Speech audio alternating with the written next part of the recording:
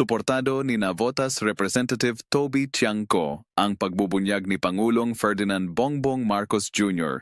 sa anomalya sa mga programa ng flood control ng ating bansa.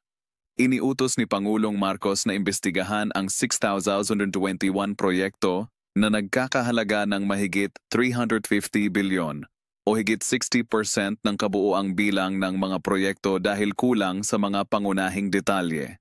Nilinaw ni Tiangco na hindi lamang nakakabahala, bagkus ito ay hindi katanggap-tanggap.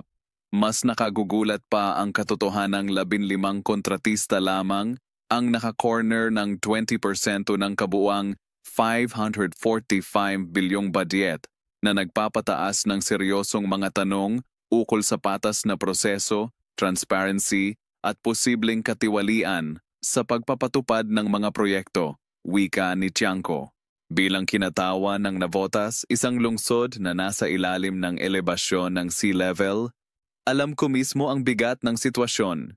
Tinitiis ng ating mga kababayan ang pagtaas ng tubig, pagkasira ng mga tahanan, pagkaantala ng kabuhayan, at panganib sa kalusugan, pagdidiin ni Tiangco.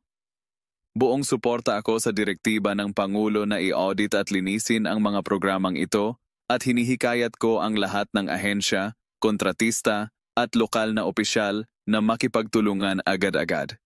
Ang paglulunsad ng Sumbong sa Pangulo PAH ay isang positibong hakbang na nagbibigay kapangyarihan sa mamamayan upang magsalita, dagdag ni Tiangco.